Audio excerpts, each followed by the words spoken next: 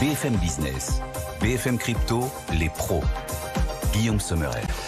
L'avenir a de nombreux domiciles, mais sa résidence principale est sans doute ici dans les cryptos et les blockchains, les pros des cryptos. Chaque vendredi, on est ravis de vous retrouver pour une nouvelle année et on vous souhaite tous nos vœux bien sûr. Bienvenue chez vous les amis. Nos NFT sont d'ailleurs de retour, nos talents non fongibles, nos pros des cryptos qui vont nous aider à refaire la semaine. Et quelle semaine! Claire Balva nous accompagne. Elle est VP Stratégie pour DeBlock, l'une des meilleures spécialistes de cet écosystème crypto. Bonjour Claire, bienvenue dans les pros. Bonjour Guillaume. Owen Simonin aussi nous accompagne pour démarrer cette année, fondateur de la chaîne YouTube Asher. Il est le CEO de Meria. Bienvenue Owen et ravi aussi de vous retrouver pour une nouvelle année. Meilleurs vœux à tous les deux. Dans un instant, on va donc parcourir l'ensemble de l'actu de cette nouvelle semaine. Mais d'abord, Xavier Fenot qui nous appelle. Il est associé pour Interactive Trading. Bonjour Xavier. Bonjour Guillaume. On est ravi de vous retrouver. On est où là sur le Bitcoin, Xavier, après l'approbation des ETF Bitcoin? Quel est le niveau du Bitcoin de cette fin de semaine? Alors pour le moment, on est juste en dessous des 46 000 $. C'est vrai qu'il y a eu pas mal de volatilité et d'activité cette semaine avec, avant d'ailleurs et pendant l'approbation l'ETF Bitcoin Spot. On a eu ce qu'on appelle en fait des mèches en nettoyage des ordres en carnet jusqu'à 49 000 $ en haut et en bas jusqu'à quasiment 44 000 $. Donc on a eu des liquidations de positions qui ont été supérieures à la moyenne, mais pas vraiment d'émotivité excessive. Et puis depuis, la situation s'est neutralisée. Alors de toute façon, le marché avait déjà intégré dans ses cours ce qu'on appelle pricé, l'arrivée de cette ETF Bitcoin Spot. Mais c'est vrai qu'on s'attendait peut-être à un peu plus de mouvement du type j'attends la nouvelle pour pouvoir éventuellement acheter du Bitcoin ou inversement, le marché vend la nouvelle après avoir acheté la rumeur. Donc tout va bien. La hausse du Bitcoin finalement est un long fleuve tranquille depuis des mois. On se place des repères techniques, donc par exemple des moyennes mobiles journalières, des niveaux techniques qui ont déjà réagi dans le passé, ce qui nous donne finalement les planchers suivants à très court terme, 44 000 $ et 40 000 $ pour ces prochaines semaines, sous lesquelles, à ce moment-là, seulement, on pourrait commencer à avoir une consolidation un peu plus marquée. Pour le moment, les voyants restent au vert. Alors, c'est pas parce que ça monte pas en ligne droite H24 que ça baisse. On est simplement dans des phases de consolidation latérale. On en a d'ailleurs connu une tout le mois de décembre, entre 40 000 et 44 000 $, dont on est justement sorti par le haut, avec un Bitcoin, je rappelle quand même, qui a été multiplié par 2 en 4 mois. Prochain objectif atteignable, pourquoi pas 51 000, 52 000 $, ce serait un retour sur les niveaux de Noël 2021. Donc finalement, cette ETF Bitcoin Spot est une bonne nouvelle à moyen terme. Le marché s'en satisfait à court terme, mais dans le calme. À voir maintenant si l'intérêt justement que portent les investisseurs réels et concrets, c'est-à-dire les flux de liquidités dans les semaines et mois à venir, sachant que plus d'acteurs, plus de liquidités égale moins de volatilité à terme. Et visiblement, le marché s'y prépare déjà. On va en parler bien sûr de l'impact des conséquences à venir de ces ETF Spot Bitcoin. Un mot aussi de l'Ether, parce qu'il se trouve que sur la journée d'aujourd'hui, cette fin de semaine, on est vendredi. Pour ceux qui nous suivent ce week-end, l'émission est en direct chaque vendredi, les pros des cryptos. Le Bitcoin recule, mais l'Ether progresse. Est-ce que vous pensez que c'est un signe avant-coureur qui arrivera cette année? L'Ether qui pourrait rattraper son retard sur Bitcoin? C'est vrai que contre toute attente, c'est l'Ether qui en a plus profité. Il était vraiment à la traîne par rapport au Bitcoin. Comme si finalement les investisseurs intégraient déjà dans les cours l'arrivée future d'un ETF ETH spot.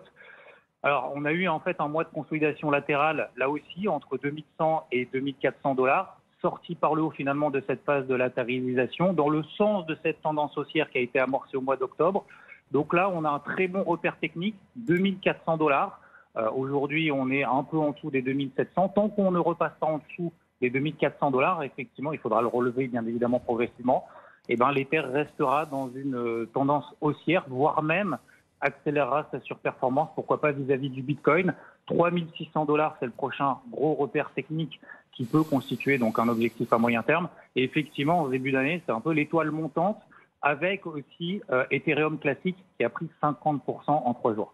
Xavier Fenot est associé pour Interactive Trading. Merci beaucoup. Xavier, ravi de vous retrouver à nouveau pour cette année 2024. Elle commence fort cette année. Au menu des pros des cryptos pour cette première émission de l'année, bien sûr les ETF Bitcoin. So what? Maintenant que ces ETF Spot ont été validés par la SEC, que se passera-t-il et que changeront ces ETF à l'écosystème? Puis après le Bitcoin, qui sur la liste? On va poser la question à nos pros des cryptos. Circle, un parfum d'introduction en bourse sur Circle. La bourse attire la société qui gère l'un des stablecoins les plus puissants du monde. On va aussi en parler. Et puis 2024, au-delà de Circle, au-delà du Bitcoin, qu'est-ce qui nous attend? Qu'est-ce qui vous attend pour cette année 2024? On n'oubliera pas aussi de parler des petits problèmes quand même de la SEC cette semaine, le gendarme des marchés américains. C'est votre machine à refaire l'actualité de la semaine. Elle s'enclenche. Laissez-la faire, elle tourne toute seule. BFM Business, BFM Crypto, les pros. Il est né le divin enfant. Owen Simonin, c'est pas vous Owen, c'est le Bitcoin. Ça va Owen ? Très très bien. Ravi de vous retrouver, CEO de Myria donc, et à la tête de la chaîne YouTube Asher. On est à combien d'abonnés sur Asher là ? Bientôt 650. On y va. Ça y est, ça repart. On vous le souhaite. Claire Balva aussi est avec nous. Bienvenue Claire. Merci Guillaume. Ravi de vous retrouver. Claire, VP Stratégie pour Deblock. Il est né le divin enfant, donc c'est fait. Les ETF Bitcoin sont approuvés, validés et ont vu le jour. Validés par la SEC. 11 fonds indiciels donc. Dans l'échelle des grands événements de l'histoire des cryptos, vous le placez sur quelle marche, à quel niveau ce feu vert de la SEC, Owen ? En vrai, ça dépend du point de vue. C'est vrai que pour tout simplement donner de la reconnaissance à la classe d'actifs, ça fait plus de 10 ans que c'est attendu. On en parle depuis 2013 d'un ETF, d'un produit qui serait reconnu et demandé, désiré par la finance traditionnelle sur Bitcoin. On ne veut pas d'un ETF sur un actif auquel on ne croit pas. Avoir BlackRock qui se positionne et évidemment, un petit peu comme le Trésor annoncé, Wall Street tout entier qui se décide à demander des ETF, ça, naturellement, ça donne de la reconnaissance et du sérieux à l'actif pour les marchés financiers. Dans le point de vue des cypherpunks, de l'écosystème libre de Bitcoin, c'est pas forcément une victoire. Donc si on parle des gros événements et de la création dans la vision de Satoshi Nakamoto, même s'il nous a pas clairement dit ce qu'on devait penser non plus, Satoshi Nakamoto, quand il a créé le Bitcoin, et il n'est pas là pour nous le dire aujourd'hui. En attendant, pour tous, ce n'est pas une grande victoire. Quoi qu'il en soit, il y a aujourd'hui l'infrastructure pour apporter des liquidités et il y aura un avant et un après d'un point de vue de la valorisation et d'un point de vue des infrastructures qui existent. Mais pour certains, et même d'un point de vue purement financier, c'est même un petit pas en arrière. On avait un Bitcoin qui avait le même ticker partout dans le monde. On se retrouve avec 11 indices, 11 tickers différents. Bitcoin, c'est 24-24, 7 jours sur 7, week-end des jours fériés. Là, maintenant, ces ETF s'arrêtent à la fermeture de la bourse. Et à côté de ça, on se retrouve avec un Coinbase, bien que ce soit un acteur qui soit globalement apprécié dans l'écosystème crypto, qui se retrouve en dépositaire de 90% des ETF. Donc ça recentralise une détention et donc un risque. Bref. Il y a du pour, il y a du contre, quoi qu'il en soit, c'est sûr que c'est un événement qui est marquant et qui vient crédibiliser la classe d'actifs, en tout cas pour les marchés financiers. Dans l'échelle des grands événements de l'univers crypto, la première marche, c'est toujours pour Satoshi Nakamoto, on est bien d'accord ? Tout à fait. Lorsqu'il a créé le Bitcoin. Il sera sans doute éternellement indétrônable. Enfin, éternellement, il ne faut jamais insulter l'avenir. Est-ce qu'on sait quelles sommes sont prêtes à être investies dans ces ETF ? Alors, on sait qu'il y a eu du coup des anticipations, des calculs qui sont sortis sur les marchés. C'était Standard Chartered qui sortait d'un chiffre et qui s'attendait à ce que sur une première année, il y ait entre 50 jusqu'à 100 milliards de nouvelles liquidités. On parle de nouvelles liquidités, pas de volume. En l'occurrence, sur la première journée de listing, on a eu 4 milliards de volume. Donc ça ne veut pas dire combien sont rentrés et combien de nouvelles liquidités ont été apportées sur ce marché. Mais il faut également mettre en garde vis-à-vis de ce chiffre 4 milliards parce que le plus gros ETF aujourd'hui, c'est celui de GBTC. C'est celui qui prend 1,5% de frais de commission. En moyenne, tous les autres sont entre 0,2, BlackRock, et 0,8, la plupart des autres. Et donc beaucoup ont dû sortir et donc vendre GBTC pour en acheter un autre et pour se repositionner. Donc, comme beaucoup d'actifs, il va falloir un track record et il va falloir un petit peu d'eau qui coule sous les ponts avant de pouvoir dire réellement qu'est-ce qu'on peut imaginer. Et je pense qu'à la hausse comme à la baisse, ces chiffres peuvent réellement être revus en fonction de ce que le marché et la demande va faire. Rappelons qu'un ETF, c'est la structure, l'infrastructure pour apporter cette liquidité. Maintenant, il faut voir la demande, est-ce qu'elle suit ? Pour les investisseurs, très concrètement, on se met dans la peau de ceux qui pourraient être intéressés par ces ETF spot Bitcoin. Qu'est-ce que ça change par rapport à un investissement direct en Bitcoin ou à travers une plateforme crypto, Claire ? C'est une méthode de distribution différente, donc ça permet de s'exposer au Bitcoin via des moyens beaucoup plus traditionnels, donc par exemple via des comptes titres, via des fonds de pension, il y a des assurances-vie, donc des méthodes d'investissement qui sont beaucoup plus connues de la plupart des investisseurs. Donc voilà, ce sont des moyens plus familiers d'investir, qu'on connaît plus. Et puis ça a un côté aussi psychologiquement beaucoup plus rassurant que d'aller sur un nouvel acteur en direct, surtout après la faillite d'FTX qui a quand même pas mal terni l'image des plateformes d'échange pour les investisseurs américains. Ça offre aussi plus de garanties, tout simplement parce qu'il y a plus de transparence. Les ETF sont tenus de divulguer un certain nombre d'informations, par exemple les volumes de Bitcoin en sous-jacent. Il y a un plus grand encadrement des pratiques commerciales avec la prévention des conflits d'intérêts, par exemple. Le régulateur aura aussi la possibilité de poursuivre les ETF si jamais il y a des pratiques sur les réseaux sociaux, par exemple, qui sont contraires à la loi. Donc il y a vraiment un encadrement beaucoup plus strict. Et puis on s'attend aussi à des frais un peu moins élevés que sur les plateformes d'échange. Donc ça va tirer les frais à la baisse. Donc voilà, pour les investisseurs, c'est forcément très intéressant. On parle bien sûr des investisseurs américains, puisque pour les investisseurs européens, il n'y a pas grand-chose qui change. Ça pourrait changer à un moment, enfin, oui. Alors, ça pourrait changer. En Europe, il n'y a pas tellement la même culture de l'investissement. Il n'y a pas des ETF à proprement parler, mais c'est vrai qu'il y a des structures qui s'en rapprochent un peu. Toute la question en Europe, c'est plutôt est-ce que la finance traditionnelle intègre ces produits à leur catalogue, à des assurances-vie par exemple, ce qui n'est pas vraiment le cas aujourd'hui. Chaque semaine, on reprend nos bonnes habitudes. Chaque semaine, on pose une question qui fâche dans les pros des cryptos. C'est la question crypto qui claque. Owen et Claire, est-ce que vous êtes prêts ? On est toujours prêts. Vous l'aurez voulu. C'est la question crypto qui claque, elle est de retour donc. Et cette question aujourd'hui, selon vous, les ETF Bitcoin vont-ils assécher les autres formes d'investissement en crypto ? Oui ou non ? Claire ? Non. Non. Owen ? Non. Vous aussi, chez vous, vous avez peut-être un avis aussi tranché que nos experts. N'hésitez pas à participer sur nos réseaux sociaux. Commentez, apportez votre avis sur la question. Nos réseaux sociaux, BFM Crypto, notre chaîne YouTube également. Vous avez l'air bien sûr de vous. Non, les ETF Bitcoin Spot ne vont pas assécher l'investissement dans les autres formes de crypto, Claire ? Non, parce que je pense que ça va chercher un nouveau public, un public qui ne va pas sur les autres cryptos ou sur les plateformes d'échange.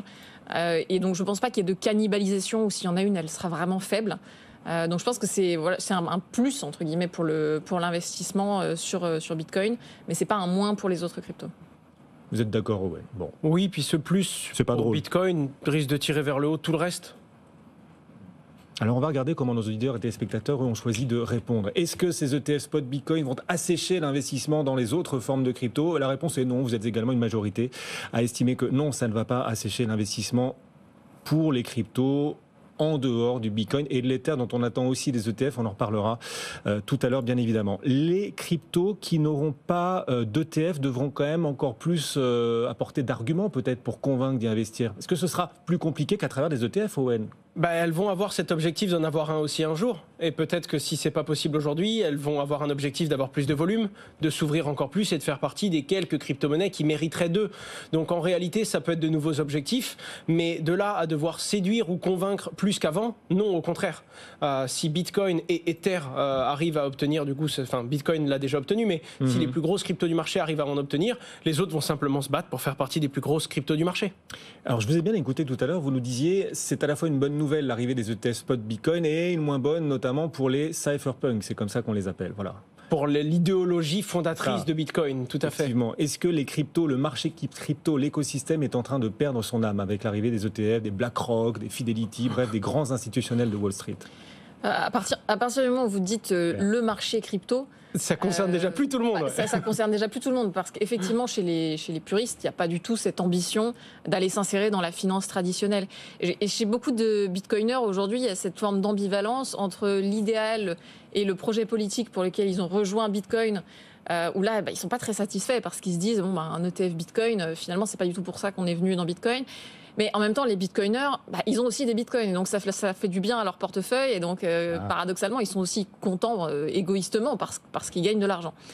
Donc, on a cette forme de schizophrénie intérieure qui est pas évidente. Mais ce qu'on voit quand même globalement, c'est que les gens se réjouissent parce qu'on sort aussi de 2 années difficiles.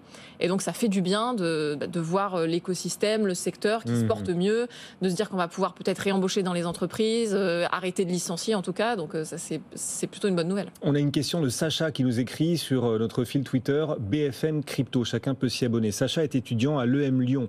Étant donné que les ETF reproduisent habituellement l'indice boursier d'un ensemble d'actions, nous dit Sacha, je me demande quel serait l'ensemble d'actions autour du Bitcoin que vont pouvoir proposer des sociétés comme BlackRock. Owen. Je pense que là, tout de suite, c'est pas encore possible, dans le sens où on doit, vu comme ça a été compliqué pour Bitcoin, la prochaine en ligne de mire, c'est Ether, et c'est dans les mois qui viennent. De là à faire un bundle de quelques gros actifs, les gros points vont être, est-ce que Coinbase ou d'autres acteurs peuvent réellement faire le deposit ? Je rappelle que pour proposer un ETF, il faut une autre structure qui gère la custodie et donc la conservation de ces actifs. Est-ce que les actifs sont suffisamment volatiles ? Bitcoin, c'est une chose, Ether peut-être une autre, mais dès qu'on commence à aller dans le top 20 ou top 40 des actifs, peut-être qu'ils n'auront pas finalement toutes ces caractéristiques qui permettront à la SEC, et qui ne s'empêchera pas de refuser un actif sous la moindre excuse, d'avoir un ETF. En tout cas, ce sera tout simplement les tops actifs en enlevant les stablecoins, qui sont des coins qui par définition n'ont pas trop d'intérêt à être mis dans un ETF et qui seront des crypto-monnaies volatiles mais liquides. Autre question, Martin, justement à propos de la détention. La sécurité de la détention est un point majeur, nous dit Martin. Qui détiendra les bitcoins ? Est-ce qu'on a un éclairage là-dessus ? Oui, Owen l'a dit, mais c'est effectivement Coinbase qui, via son service Coinbase Custody, va assurer la gestion de ces bitcoins pour la quasi-totalité des ETF, tous sauf 2. Il me semble que c'est Fidelity qui doit être en self-custody et Van Eck qui est avec Gemini. Mais tous les autres ont déclaré Coinbase, aussi parce que Coinbase est évidemment un acteur très reconnu. Ça va devenir systémique, Coinbase, là. Voilà, c'est juste un point de risque. Alors Coinbase, ça reste un acteur réputé, solide, qui est en bourse aux États-Unis. Donc je pense que c'était aussi très rassurant pour le régulateur. Néanmoins, même si c'est un acteur solide, à partir du moment où tout le monde est chez le même acteur, ça recrée une forme de centralisation et donc de risque. Et c'est vrai que là, on se dit, s'il y a un problème avec Coinbase Custody, ça va poser un problème systémique pour de très nombreux ETF. Donc ça ne veut pas dire que ça va arriver, bien sûr, mais c'est toujours intéressant de pointer les points de centralisation. Coinbase qui détient déjà plus de 600 ou 700 000 bitcoins, pour compte de tiers en partie, ce qui représente 3 ou 4% des bitcoins existants. Et ça fait réagir. On a reçu vraiment beaucoup de questions tout au long de la semaine avec l'approbation par la SEC de ces premiers ETF spot Bitcoin. Marjorie aussi nous a écrit, est-ce que si le Bitcoin se démocratise, ça participera à le rendre moins volatile et à changer du coup la nature de l'investissement, le rendant désormais moins spéculatif ? Oui, en fait, plus il y a de monde, moins c'est volatile. Forcément, plus il y a de volume, plus l'actif se retrouve lissé. On voit d'ailleurs, depuis la naissance de Bitcoin est de moins en moins volatile. On a toujours l'impression que c'est de plus en plus volatile quand on regarde les graphiques en valeur absolue. En réalité, si on regarde les échelles logarithmiques, on voit que Bitcoin aujourd'hui, peut faire un plus 5%, peut-être plus 10% ou moins 10% en une journée, mais on n'a plus cette division par deux ou cette multiplication par deux du prix du Bitcoin comme on pouvait avoir il y a 10 ans. Donc Bitcoin est déjà de moins en moins volatile et ces ETF participeront forcément à une moindre volatilité du prix du Bitcoin parce qu'il y aura plus de volume et plus de monde. Alors on a la chance aussi avec Owen d'avoir avec nous un homme qui est à la tête d'une plateforme d'investissement. Enfin les ETF spot Bitcoin pour l'instant c'est réservé aux Américains, mais si un jour on voit la même chose pour les Européens, est-ce que vous vous direz pour ma plateforme ça va pas être terrible parce qu'on pourra investir en Bitcoin sans passer par des plateformes spécialisées comme la mienne ? En fait, ça dépend vraiment. Le truc qui est dur, c'est qu'on met toutes les plateformes dans le même panier et chacun joue des enjeux différents. Par exemple, Binance, notre société Meria, ou Coinbase. Prenons l'exemple de Binance. Binance, déjà, est géant. Donc, quand l'écosystème se porte mieux dans son ensemble, qu'il y a plus de volume et que les crypto-monnaies gagnent de la valeur, il y a plus d'intérêt. Ils sont gagnants dans l'histoire. Binance est sur presque tous les tuyaux. Donc, quand ça passe dans un sens ou dans l'autre, ils prennent leur commission. À l'inverse, Meria est une plateforme d'investissement. Donc oui, on achète et on vend de la crypto-monnaie, mais l'objectif, c'est cet argent travaille dans la blockchain. Donc globalement, avoir plus de réseaux, avoir un Bitcoin qui est une monnaie mère et qui est la porte d'entrée, qui se valorise et qui gagne en crédit sur les marchés financiers, ça vient faciliter par exemple, et c'est ce qu'on s'est rendu compte, l'intérêt des conseillers en gestion de patrimoine, des conseillers en investissement financier, des institutions qui veulent des produits et qui viennent s'adresser à nous en tant qu'institution régulée. Et à l'inverse, on pourrait demander Coinbase, qu'est-ce qu'ils y gagnent ? On va pas revenir sur la précédente question. Ils ont 4% des bitcoins en circulation. Ils sont le seul dépositaire legit à côté de Gemini ou de ceux qui le font eux-mêmes. Donc, est-ce qu'ils sont gagnants ou est-ce qu'ils sont perdants ? Ils sont évidemment gagnants dans cette situation. Donc, toutes les plateformes n'ont pas la même nature entre les brokers, les exchanges, les plateformes d'investissement. Mais en tout cas, quand l'écosystème lui-même se valorise, pour vous donner un ordre d'idée, le mois de novembre et décembre chez Meria, on surperforme les 10 premiers mois de l'année 2023. C'est colossal. Et pourquoi ? Un appel d'air, là. Il y a un appel d'air énorme qui s'est créé et c'est la demande qui commence à réapparaître fortement. Une semaine d'actualité en 25 minutes, c'est notre promesse. Les pros des cryptos se poursuivent. Votre machine à condenser le temps chaque vendredi. On va parler d'Ethereum, promis, dans un instant. On se demandera si 2024 sera l'année de l'Ethereum. Auparavant, Circle pourrait s'introduire en bourse. On a en tout cas un peu plus de détails sur ce projet d'IPO, Claire. Oui, Circle, donc, qui est l'émetteur du stablecoin USDC, donc le deuxième plus grand stablecoin dollar. Stablecoin qui a quand même un lien fort avec Coinbase, qui est cette plateforme d'échange crypto qui est entrée en bourse aussi. Donc, c'est pas très étonnant parce que Coinbase et les entreprises qui tournent autour, dont Circle, sont des entreprises qui jouent le jeu de la régulation depuis le début et donc qui ont une ambition très claire d'aller chercher des licences là où c'est possible sur les marchés qui les intéressent. On sait aussi que Circle, par exemple, a fait une demande pour obtenir un agrément EME, donc établissement de monnaie électronique en Europe, pour pouvoir déployer ces stablecoins sur le marché européen. Et donc maintenant, ils veulent entrer en bourse aux États-Unis. Pas très étonnant, encore une fois, parce qu'ils voient bien que l'univers crypto a vocation à être régulé de plus en plus comme les métiers financiers classiques. Et donc entrer en bourse, c'est un moyen d'être reconnu. Et on le voit, c'est aussi parce que Coinbase est une entreprise qui est en bourse qu'elle a été sélectionnée par les ETF, parce que ça les rend plus sérieux, ça les oblige à être transparents. Donc c'est un atout d'un point de vue business. Et pour les investisseurs, c'est intéressant parce que le business model d'un stablecoin, c'est de générer des rendements sur les liquidités qui sont conservées en compte en banque pour un stablecoin centralisé. C'est ce que fait Circle. Ils émettent des stablecoins dans la blockchain et eux, ils génèrent leur marge et leur profit en faisant travailler sans prendre ou en prenant un minimum de risque sur ces fonds. Et par définition, c'est donc très rentable quand il y a des taux d'intérêt directeurs qui sont très alléchants proposés par les banques centrales. Et donc pour les actionnaires, les phases où il y a énormément d'inflation devraient valoriser un type d'actif comme celui de Circle. Et c'est des actions comme il en existe assez peu, finalement, aujourd'hui, en bourse. C'est très intéressant pour une diversification de portefeuille. Circle à suivre, sans doute en bourse. On suivra en tout cas les détails encore attendus de l'introduction. On en a eu quelques-uns ces dernières heures. Ethereum, est-ce que 2024 sera l'année de la revanche d'Ethereum? Je dis la revanche parce qu'on a parlé que des ETF Bitcoin Spot, mais Ethereum attend son ETF. Puis même d'un point de vue technologique, la blockchain Bitcoin a été un peu une des stars de la fin de l'année. Ethereum a pris du retard. Owen. Oui, il y a beaucoup de doutes, il y a des spéculations sur le fait que c'est parce qu'il est passé en proof of stake et que c'est moins robuste que du proof of work. Il y en a d'autres qui disent qu'il est juste en retard et que c'est l'attente d'un ETF qui a valorisé Bitcoin. Et c'est pour ça qu'Ether pourrait commencer à prendre de la valeur, parce qu'on est maintenant dans l'attente d'un ETF sur Ether. Il est actuellement attendu pour le mois de mai 2024. Encore une fois, on sait que c'est des deadlines qui peuvent être repoussés. Ça a été 3 ou 4 fois le cas pour celui de l'ETF de Bitcoin. En attendant, encore une fois, BlackRock en a demandé un. Ça place la barre très haute et pour certains, ce n'est qu'une question de temps. Et encore une fois, on ne sait pas ce que ça va donner quand il sera live et quand il sera arrivé. Tout ce qu'on sait, c'est qu'on voit l'Ether, du coup, prendre un petit peu d'énergie et qui a surperformé de 10 points Bitcoin sur les 48 dernières heures. Et ce sera... Claire, vous vouliez réagir ? Faut pas oublier que ce sont des mouvements assez naturels quand on regarde les cycles sur Bitcoin avec ce halving et puis ces cycles de bear market et de bull run. Très souvent, dans les périodes où les cours sont plutôt en berne, ce qu'on voit, c'est que la dominance de Bitcoin est assez élevée. Et finalement, dans les moments où les cours remontent au global, les altcoins, donc les crypto-monnaies qui ne sont pas Bitcoin, ont tendance à remonter plus fortement que Bitcoin. Et là, on est dans une période où on est sur la fin du bear market, on arrive petit à petit vers le bull run. Et donc, c'est assez logique finalement que Bitcoin soit beaucoup remonté par rapport aux autres pendant le bear market, en tout cas en dominance, et que maintenant, on voit les autres crypto-monnaies, et notamment l'Ether, commencer à arriver de plus belle et à pouvoir peut-être prendre une place de leader pendant le bull run. Quels sont les autres grands enjeux ou grands moments attendus de l'année 2024, Owen ? Principalement l'halving de Bitcoin. On doit être à 102 jours avant que ça arrive, donc on est à 3 mois et demi, quelque chose comme ça. Vous les comptez, jour après jour, 200, 101. Là, c'est une métrique qui est très importante quand même, et surtout que ce soit mathématique ou non, que les performances passées préjugent ou non des performances futures alors qu'on est censé préciser que ce n'est pas le cas. À partir du moment où tout le monde regarde le même indicateur, ça va appeler des mouvements et de la liquidité. Plus les gens regardent cet indicateur, plus il sera vrai. Enfin, c'est la prophétie auto-réalisatrice, quoi, finalement.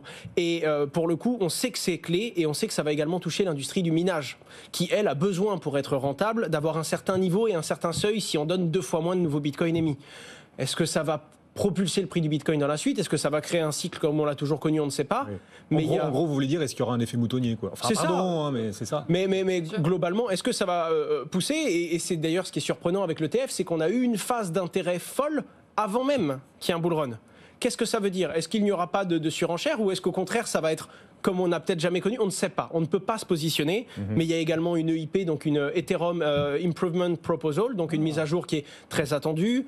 L'avènement des fameux Account Abstraction qui va permettre l'adoption, et l'adoption est très importante dans les crypto-monnaies. Des solutions techniques qui sont encore attendues, notamment sur la cross-compatibilité entre les différentes blockchains, la scalabilité, le zero knowledge, dont on reparlera plus tard sur ce plateau, et je pense qu'on ira en profondeur cette année. Zero knowledge. Des technologies qui sont encore nécessaires pour définir les standards de ce qui seront utilisés toujours à l'avenir. Et on va à présent, et on va d'ailleurs vous conseiller d'attacher vos ceintures. On va parler, mesdames, messieurs, au cœur des pros des cryptos, on va parler d'un tête à queue, il faut bien le dire. Celui de... Oh là là. Aïe. Ça, c'est la SEC, c'est le tête à queue de la SEC cette semaine. oui, la SEC dont on attend depuis des mois la validation donc de cette ETF Bitcoin, elle l'a validée, mais il se trouve qu'elle l'avait d'abord validée un jour trop tôt, un tweet dans lequel elle annonce c'est bon, on valide les ETF spot Bitcoin, sauf que, alors c'était depuis le tweet officiel de la SEC, sauf qu'en fait c'était pas encore le cas et en fait c'était un hack. Est-ce que la SEC va se retrouver à devoir enquêter sur elle-même, voire enquêter sur elle-même pour manipulation de cours, Claire? C'est possible, c'est vraiment un énorme loupé de la part de la SEC. Il faut bien imaginer la scène. On voit un tweet du compte officiel de la SEC. Sur Twitter, on peut voir quels sont les comptes officiels avec des petits checks certifiés.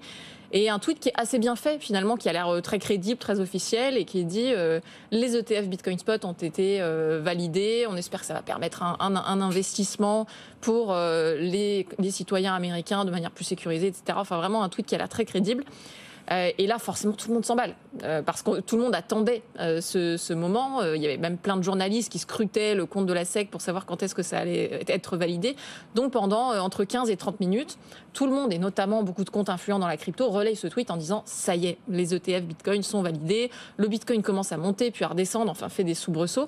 Et là, au bout d'une quinzaine de minutes, Gary Gensler, donc le patron de la SEC, publie lui aussi un tweet en disant « en fait, non. Le compte Twitter de la SEC a été compromis ou hacké. Les ETF n'ont pas été validés.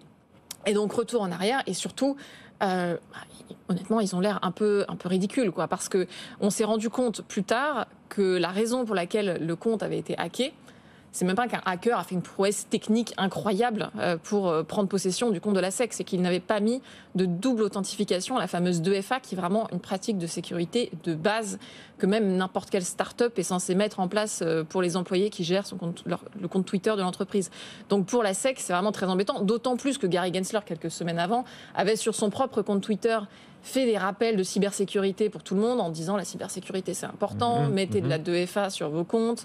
La SEC avait elle-même fait un tweet quelques semaines auparavant pour dire la seule source fiable concernant la SEC, c'est la SEC. Aïe. Donc c'est vrai que tout le monde s'est amusé à ressortir des tweets pour pointer l'ironie de la situation. C'est une humiliation comme la SEC n'en avait jamais connue, je pense. Bien sûr. Allez. Ah oui, là, oui. Et puis forcément, comme il y avait quand même une sorte de rivalité, qu'on sentait bien que la SEC n'avait pas envie de valider ses ETF spots, il y a une forme de rancœur, donc toute la crypto s'est amusée avec ça. Effectivement, le patron de MicroStrategy a du coup dit le Bitcoin est le seul actif que la SEC aura validé deux fois. Voilà.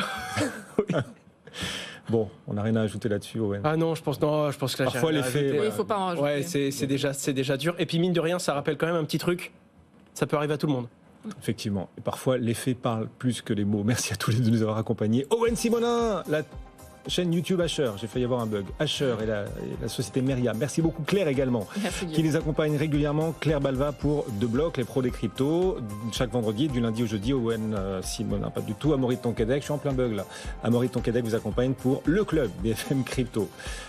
C'est bien d'être comparé à Amaury, Owen. C'est super. Plaisir. Bon week-end à tous. On se retrouve vendredi prochain. BFM Business, BFM Crypto, les pros.